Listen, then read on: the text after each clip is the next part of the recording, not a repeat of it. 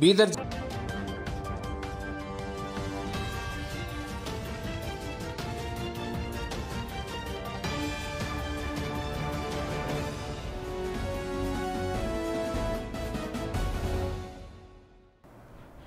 ಎಲ್ರಿಗೂ ನಮಸ್ಕಾರ. ನೀವು ನೋಡ್ತಾ ಇದ್ದೀರಾ ಸುದ್ದಿ ಸಮಯ ನ್ಯೂಸ್ ಚಾನಲ್. ಇದು ಲೋಕಲ್ ಎಕ್ಸ್ಪ್ರೆಸ್. ನಾನು ಮಹರ್ದರ ಕುಳಿಗಿ.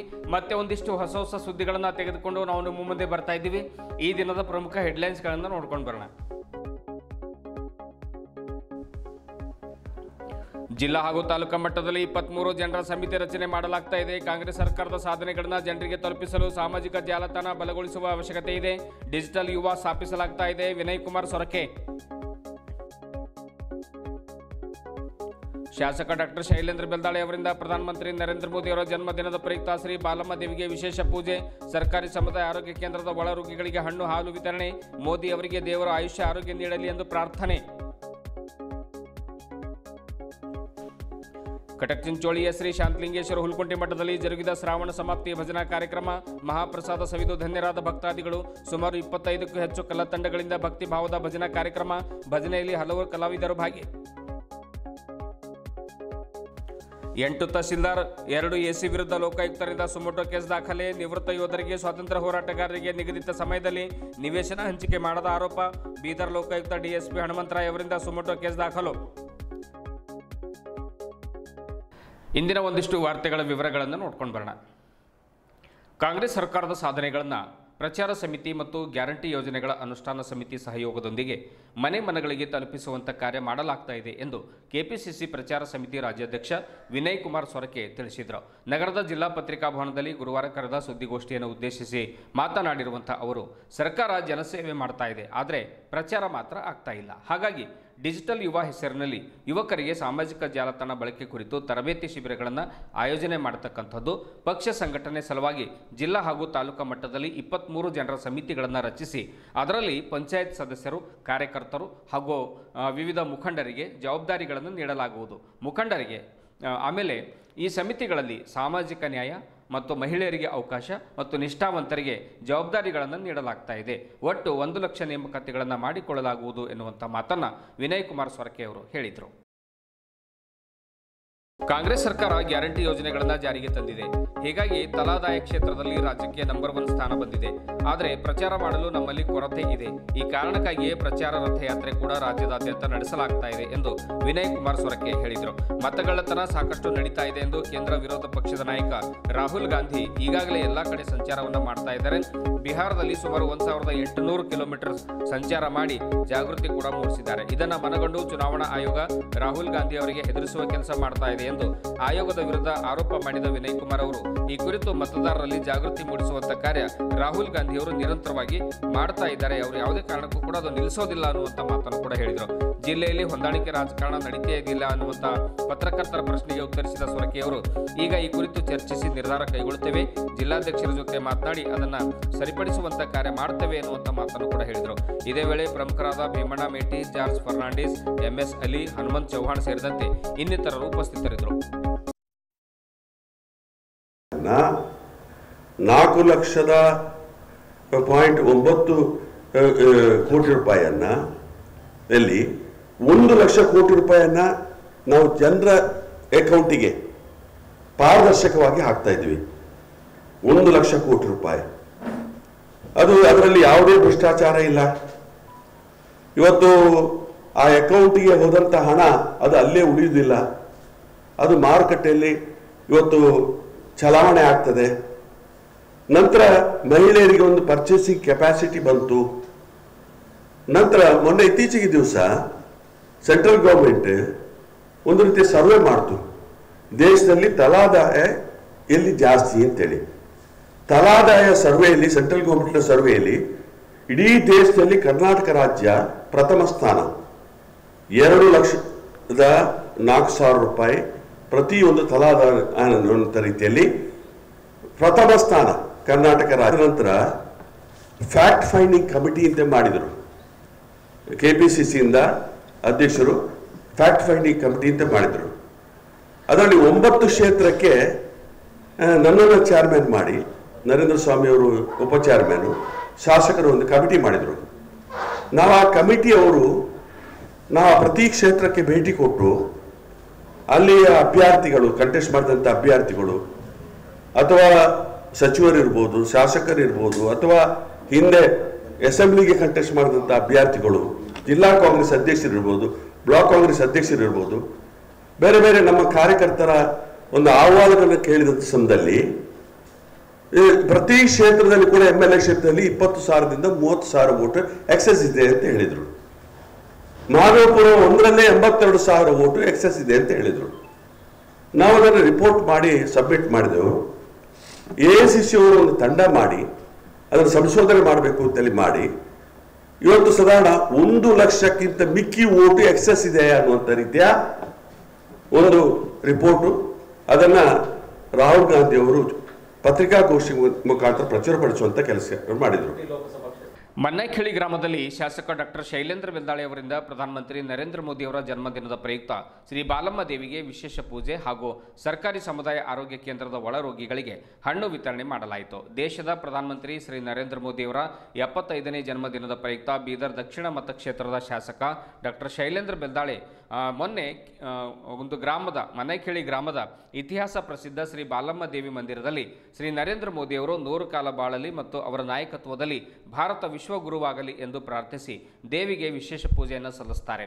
ಆ ಬಳಿಕ ಗ್ರಾಮದ ಸರ್ಕಾರಿ ಸಮುದಾಯ ಆರೋಗ್ಯ ಕೇಂದ್ರದಲ್ಲಿನ ಒಳರೋಗಿಗಳಿಗೆ ಹಣ್ಣು ಹಂಪಲುಗಳನ್ನು ವಿತರಣೆ ಮಾಡಿದರು. ನಂತರ ಗ್ರಾಮದ ಮುಖ್ಯ ರಸ್ತೆಯಲ್ಲಿರುವಂತಹ ಸಂವಿಧಾನ ಶಿಲ್ಪಿ ಡಾಕ್ಟರ್ ಬಾಬಾ ಸಾಹೇಬ್ ಅಂಬೇಡ್ಕರ್ ಅವರು ಆಮೇಲೆ ವಿಶ್ವಗುರು ಬಸವಣ್ಣನವರ ಪುತ್ಥಳಿಗಳನ್ನು ಸ್ವಚ್ಛಗೊಳಿಸಿ ಮಾಲಾರ್ಪಣೆ ಕೂಡ ಮಾಡಿ ಗೌರವಿಸಿದರು. ಬಿಜೆಪಿ ಮಂಡಲ ಅಧ್ಯಕ್ಷ ಗುರುನಾಥ್ ರಾಜಗಿರ ಬಗ್ದಲ್, ಚಂದ್ರಯ್ಯ ಸ್ವಾಮಿ, ಸಂಜುಕುಮಾರ್ ಕೋಲಿ, ರಾಜರೆಡ್ಡಿ ಶಾಬಾದ್, ಸಂತೋಷ್ ಹಳ್ಳಿಕೇರಿ, ಆಮೇಲೆ ರಾಜು ಪಾಂಚಾಳ್, ಹೇಮಾ ತುಕ್ಕಾರೆಡ್ಡಿ, ಹನುಮಂತರಾಯ ಪಾಟೀಲ್, ಸಂತೋಷಿ ನಿಡುವಂಚ, ಸುನೀತಾ ಮಂಗಲ್ಗಿ, ಸುರೇಶ್ ಶೆಟ್ಟಿ ಜಗನ್ನಾಥ್ ಪಾಟೀಲ್ ಸರ್ಕಟ್ನಳ್ಳಿ, ಆಮೇಲೆ ಮಲ್ಲಿಕಾರ್ಜುನ್ ಪಾಟೀಲ್, ರವಿಸ್ವಾಮಿ ನಿರ್ಣ, ಜಗನ್ನಾಥ್ ಮಜ್ಗೆ, ಬಸವರಾಜ್ ಚಟ್ನಳ್ಳಿ, ತಾಜುದ್ದೀನ್ ಹವಾಲ್ದಾರ್, ಸರ್ವಮಂಗಳ ಮೋಹನ್, ಮನ್ನೈಖೇಳಿ ಪ್ರಕಾಶ್ ಸೇರಿದಂತೆ ಒಂದು ಪಕ್ಷದ ವಿವಿಧ ಹುದ್ದೆಗಳಲ್ಲಿರುವಂತಹ ಪದಾಧಿಕಾರಿಗಳು, ಕಾರ್ಯಕರ್ತರು ಈ ಸಂದರ್ಭದಲ್ಲಿ ಉಪಸ್ಥಿತರಿದ್ದರು.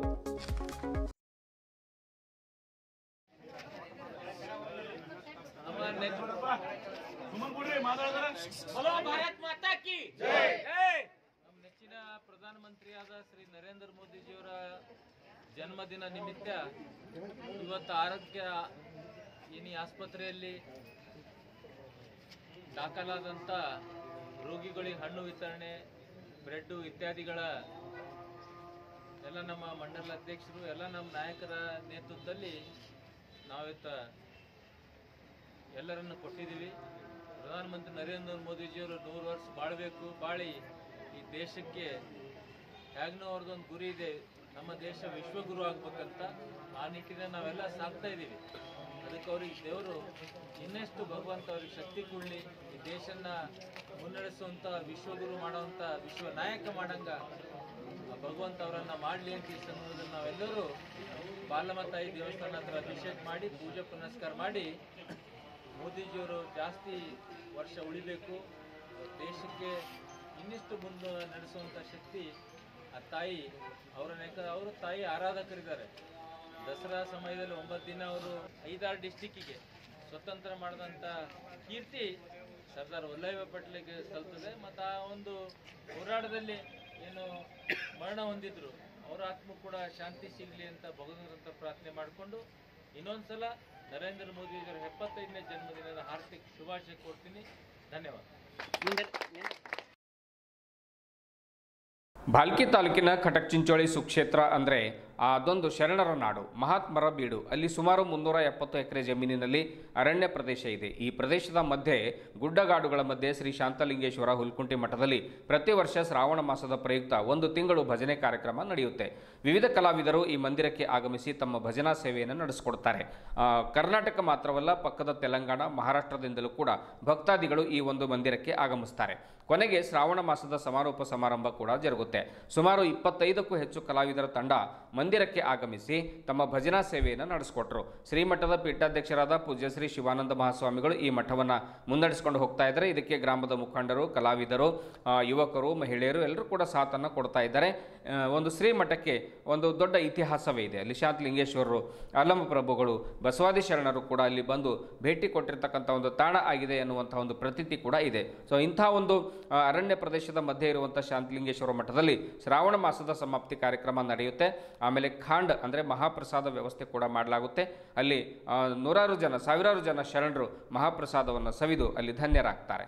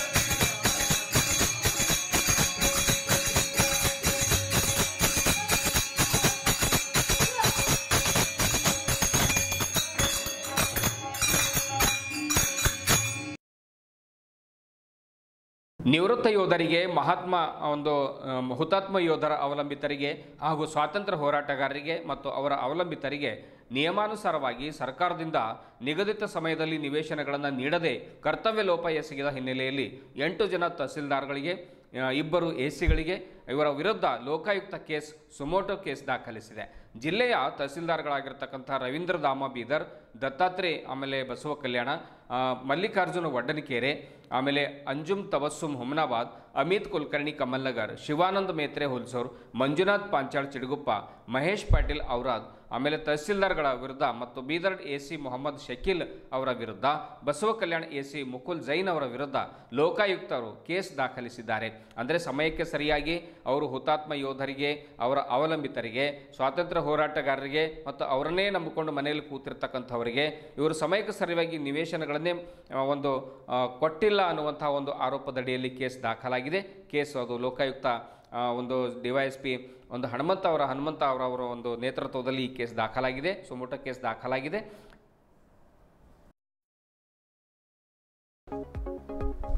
ಸರ್ಕಾರದಿಂದ ದೊರೆಯುವ ಸೌಲಭ್ಯಗಳನ್ನು ಸಕಾಲದಲ್ಲಿ ಕಲ್ಪಿಸಲು ನಾನಾ ಇಲಾಖೆಗಳಿಂದ ಪೂರಕ ಸ್ಪಂದನೆ ದೊರೆಯದೆ ವಿನಾಕಾರಣ ಲೋಕಾಯುಕ್ತ ಹಾಗೂ ಲೋಕಾಯುಕ್ತ ಐದಡಿಯಲ್ಲಿ ದುರಾಡಳಿತ ವ್ಯಾಪ್ತಿಗೆ ಒಳಪಡುವುದರಿಂದ ಲೋಕಾಯುಕ್ತ ಸಂಸ್ಥೆಯಿಂದ ಸ್ವಯಂ ಪ್ರೇರಿತ ದೂರು ದಾಖಲಿಸಲಾಗಿದೆ. ದೇಶ ರಕ್ಷಿಸಲು ಪ್ರಾಣ ನೀಡಿದ ಹಾಗೂ ತಮ್ಮ ಅಂಗಾಂಗಗಳನ್ನು ಕಳೆದುಕೊಂಡ ಯೋಧರಿಗೆ ಹಾಗೂ ಸ್ವಾತಂತ್ರ್ಯ ತಂದುಕೊಟ್ಟ ಹೋರಾಟಗಾರರಿಗೆ, ಅವರ ಅವಲಂಬಿತರಿಗೆ ಅವಮಾನಿಸಿ ಅಗೌರವ ತೋರಲಾದ ಹಿನ್ನೆಲೆಯಲ್ಲಿ ಲೋಕಾಯುಕ್ತ ಸುಮೋಟೋ ಕೇಸ್ ದಾಖಲಿಸಿದೆ ಎಂದು ಎಫ್ಐಆರ್ನಲ್ಲಿ ಮಾಹಿತಿ ಲಭ್ಯವಾಗಿದೆ. ಬೀದರ್ ಲೋಕಾಯುಕ್ತ DSP ಹನುಮಂತರಾಯ ಅವರಿಂದ ಸುಮೋಟೋ ಕೇಸ್ ದಾಖಲಾಗಿದೆ.